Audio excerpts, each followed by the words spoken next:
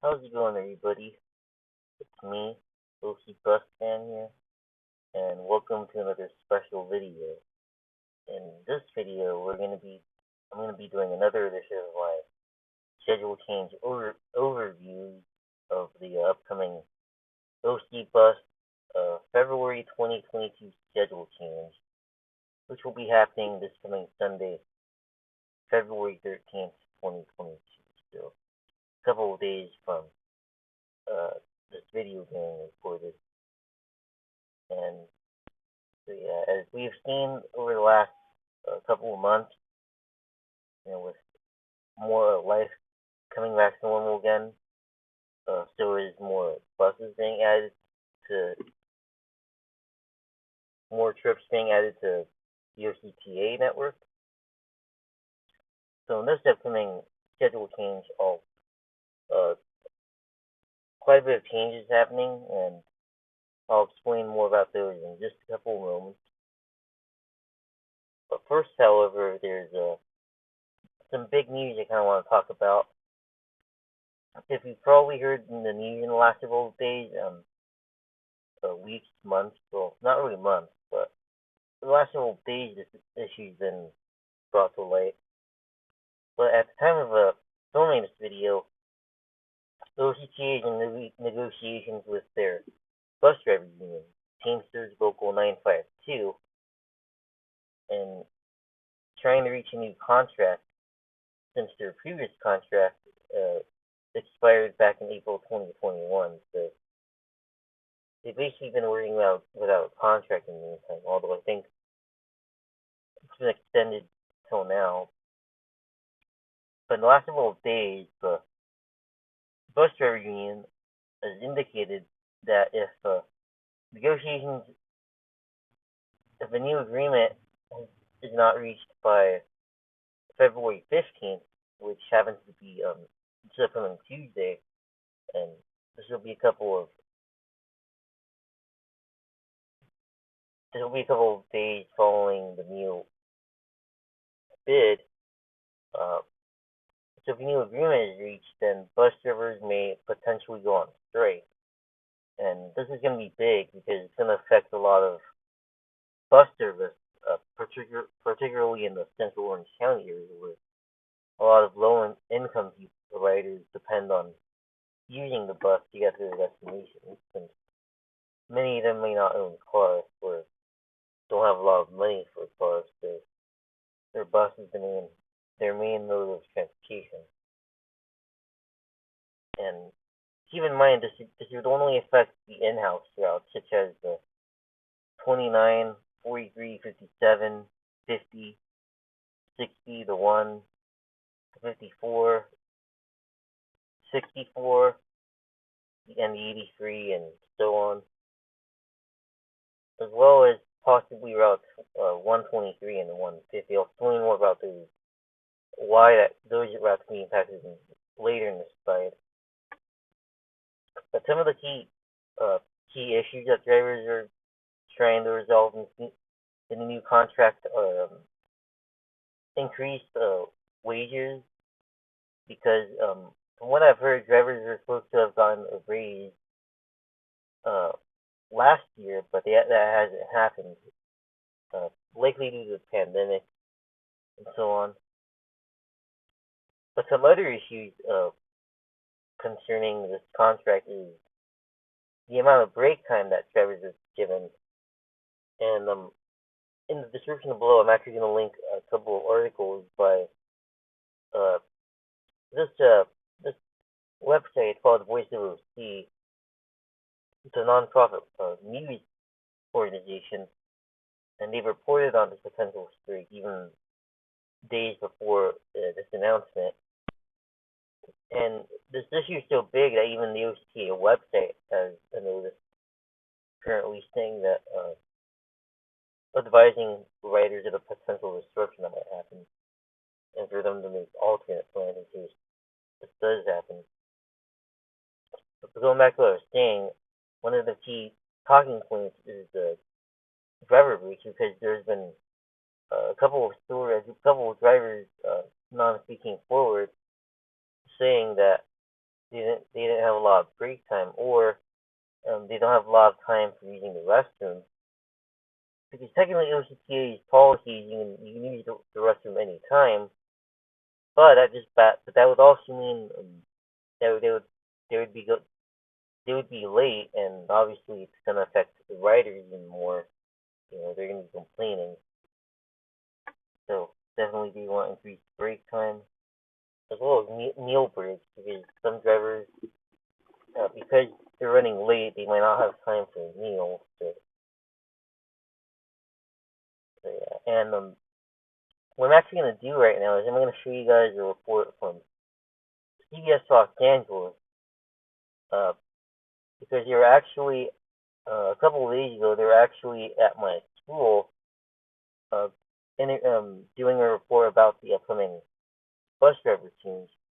And if you might listen closely, you might even see if you might even hear a familiar voice, which you may have heard in the last time I did this kind of video. So now I'm going to be showing you the CBS Los Angeles video on the bus service. Thousands of commuters in Orange County may have to scramble to get to work or school next week if bus drivers decide to walk off the job. The drivers union and the OCTA are negotiating. So far, have not been able to come to any sort of agreement. KCAL9 Orange County reporter Michelle Gili spoke with some nervous riders. Natalia Luna uses the bus 5 days a week. The Santa Ana woman just found out that Orange County Transportation Authority drivers may be walking off the job next week. Well, I take the bus every day to work and to school, so I wouldn't know what to do if there was a bus strike. Yeah. If contract talks don't go well Wednesday, about 650 bus drivers have indicated that they have plans to go on strike February 15th. This Santa Ana college student says he'll be stranded unless he walks 5 miles to class from his home in Garden Grove. So I'm like in shock because it's like I just started the semester, so if the strike happens, how am I going to get to school? How am I going to get there? My parents work. I can't, I don't have money for, an Uber or Lyft. I don't use those. So what's going to happen when there's like zero service? Espinoza got the bad news on his bus app. Like the majority of riders, he has no other transportation. OCTA says more than half of its bus passengers earn less than $50,000 a year. According to the OCTA, any bus service disruption hurts those in our community who can least afford to be hurt at a time when access to transportation is critical. The bus drivers want a raise, something they haven't had in nearly 2 years. They want to be paid retroactively, and most importantly, union officials say they're fighting for breaks and lunches. And we're going to fight tooth and nail for our membership, and we don't want to go on strike. We definitely don't want the strike, but I'll tell you, are we afraid of a strike? No. OCTA Chairman Mark Murphy is saying that everyone wants to avoid a strike because no one wins. On Monday, OCTA's board of directors did approve a contract for the employees in the operations division. In Santa Ana, Michelle Gili, KCAL9 News. Now I hope you guys enjoyed that news report about the possible driver strike, and I'll definitely keep you updated on my YouTube channel here, as well as my social media at OC on Instagram. If there's any more developments in between now and the 15th of Tuesday, if any new contract is reached in between them, I'll definitely give you guys an update on the contingency tab. But back to the reason why I'm making this video is the service changes. So in this new February 2022 bid, we're going to see 196 trips added to popular routes, 2 routes with increased frequency, and both of those routes are mainly going to be contractor routes. So I'll explain more in just a couple of moments. And then we'll have 20 routes with expanded hours. And the big change to this is 2 routes being reinstated.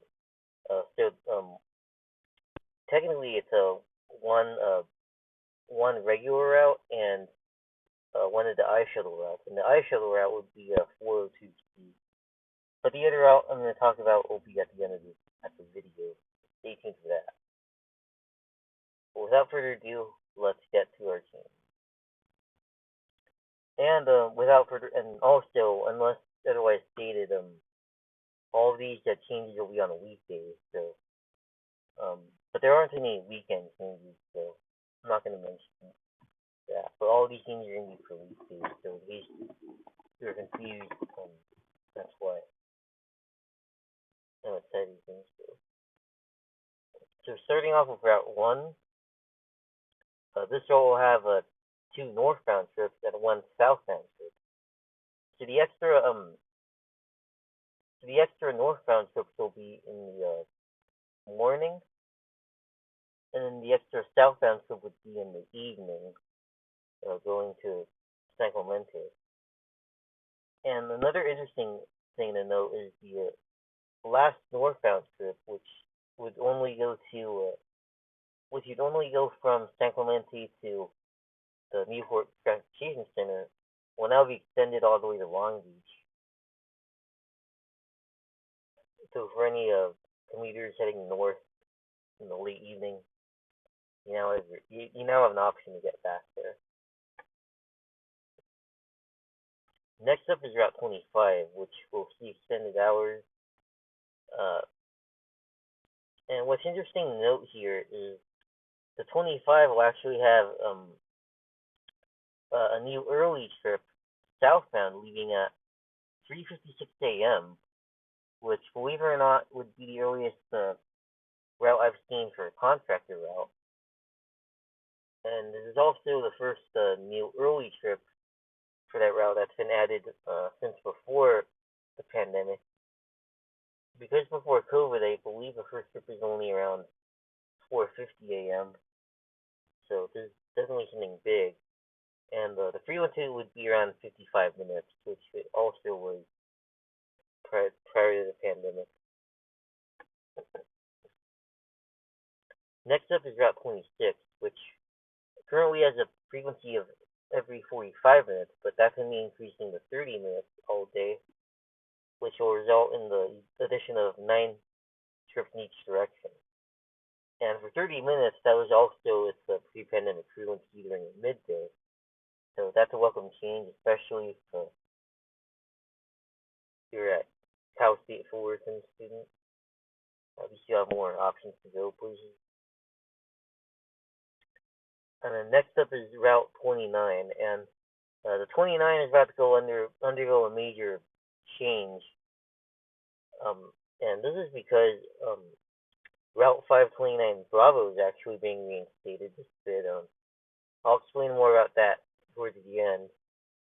But as a result of the 529 coming back, and that route only goes between Golden West Transit Center and the Fullerton Park and Ride.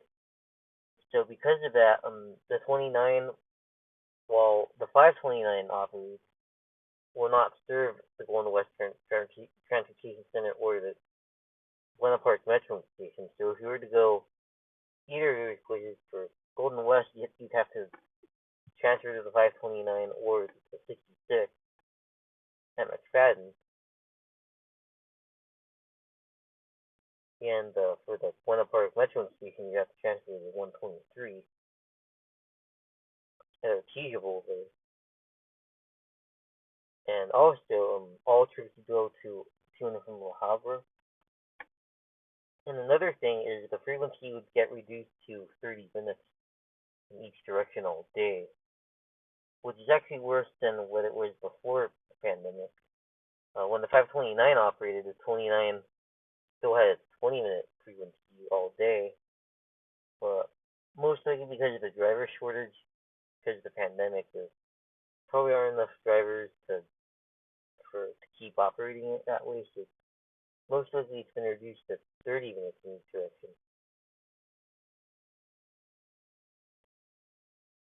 So next up for Route 30, we'll see 1 eastbound and 1 westbound trip being added in each direction. But otherwise, the frequency on that route is around 45 minutes. Next up is the 33, and this is one of the other routes seeing the improved frequency. And it goes from having a 70-minute frequency to a 40-minute frequency, which was also its frequency that it had before the pandemic. And this will result in the addition of 10 northbound and 10 southbound switches each direction. The schedule still isn't the same as what it was before COVID, but it's getting there. And the next up is 38, which will have its frequency improved every 20 minutes in the eastbound direction, every 25 minutes in the westbound direction, which will see 2 trips being added in each direction. And it's kind of interesting to note how there's different frequencies in each direction. Although I believe currently the 38 has 25-minute frequency in each direction, but eastbound is the one that's getting a boost. Next up is 42, and the only change happening for the 42 would be the addition of an eastbound trip at 3:13 p.m. for Savannah High School. For Route 46, its frequency will be bumped up from every 55 minutes to every 42 minutes, which will see 6 trips added in each direction. And for the 47, we'll also have a couple of trips added, 1 northbound and 2 southbound. And another change is for the 54, which also happens to be on my hometown route. The 54 will have its short line reinstated for the first time in 2 years. And for anyone that isn't familiar with the 54, before COVID, it used to have a short line that ended at Rancho Santiago Boulevard, which also happens to be the final stop on Sundays and holidays. But otherwise, the route goes to San Diego Canyon College on Mondays to Saturdays, and currently it's 30 minutes all day, and all trips go to SDC, but that's now being changed to that one during peak hours. It would operate every 20 minutes, but the short line would operate every 20 minutes, while the full route that goes to San Diego SDC would only operate every 40 minutes. Although during the midday, it will still operate every 30 minutes in the evening as well. And this will also result in the addition of 3 eastbound and 4 westbound trips. Although it is worth mentioning, though, that what I don't see on the schedule is those Metrolink short trips that were added a couple of bids ago that traveled in between Harbor Boulevard and Orange Transportation Center. Apparently, those might be removed now because of the increased trips here. But who knows if they'll come back once OCTA hires more drivers.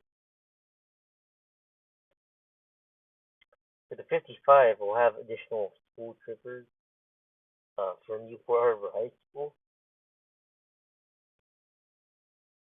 And for the 57, we're going to see increased frequency in the morning. Currently, it runs every 20 minutes during the AM hours on the weekdays, but now that will be changed to every 16 or 32 minutes, which is similar to what it is right now during the midday. And you also have 4 northbound and 2 southbound trips added. For the 59, while this is not mentioned in OCTA's official website or in the bus book about these changes, the 59 is also getting a frequency change to every 40 minutes all day. Currently, it's only every 40 minutes during peak hours, and during the middle of the day, it will be every hour or so. So this will be convenient for UCI students who might have midday class ending or trying to get there during the day. And for Route 64, you'll have a slightly increased frequency of every 14 minutes during peak hours, with the addition of 2 eastbound and 1 westbound trips. Although in that same schedule, I've also noticed that the afternoon frequency is slightly getting decreased from 10 minutes to 11 minutes. But it shouldn't be that big of a difference. most likely reshuffling those one or two trips from the afternoon to the morning.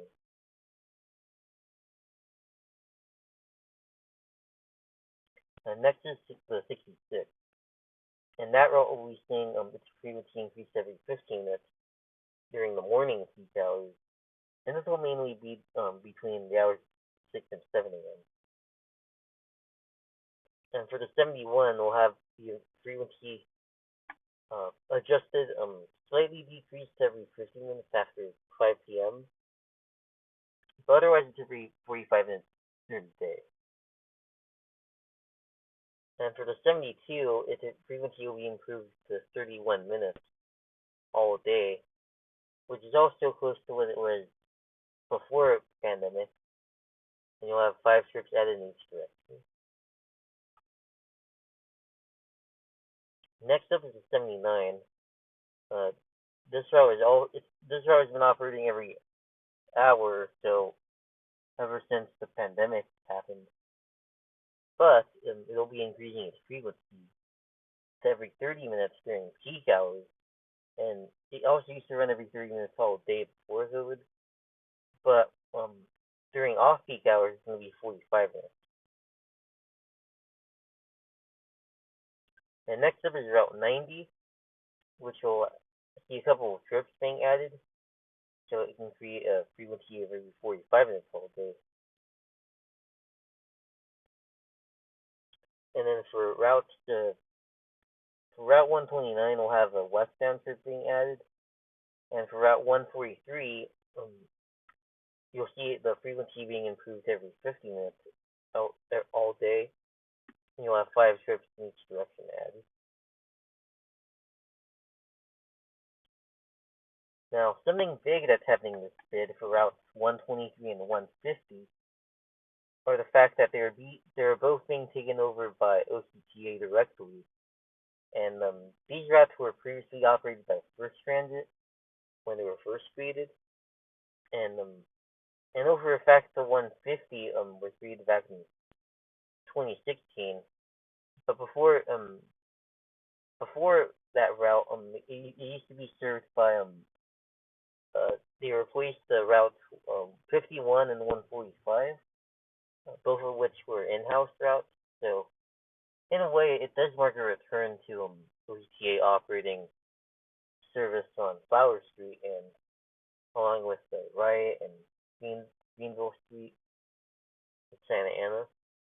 It was previously operated by Anaheim-based, the 150. And also, for the 150, it will be increased to 40 minutes all day. For the 123, however, there won't be any changes, other than the fact that it's operated by OCTA now. And I believe it will be Garden Grove based. They'll be operating the 123, while the 150 will be operated by Santa Ana based.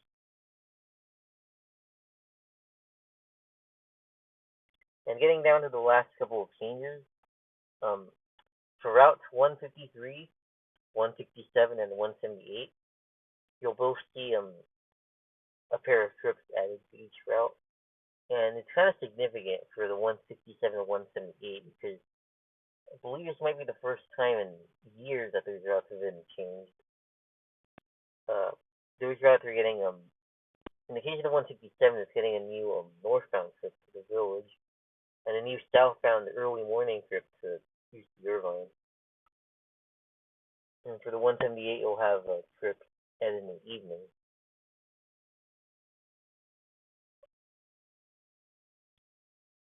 And finally, getting out our final change for this bid is reinstatement of 529, and it runs between Golden West Transit Center and the Buena Park Station.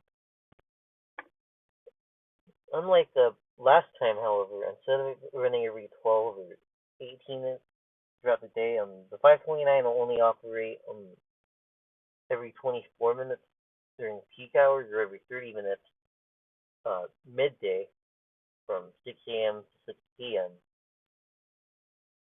And similar to how the 60 and 560 currently operate, trips on both the 529 and 29 will be staggered. So that if you were standing at a bus stop where both of those routes stop, you'd have a combined of 15-minute frequency during the midday and variable frequency during peak hours, since they would be operating at different frequencies of 29 and 529 during that time. And with that, everyone, that brings you to the end of this video. Hopefully, as I said earlier, if there are any updates on the contract situation between drivers and OCTA, I'll definitely let you know in the community tab. I'll also link you to the articles about the issues that drivers face at OCTA from Voice of OC. And also special shout out to CBS LA for that video I played. Other than that, hope everyone has a nice day and happy travels.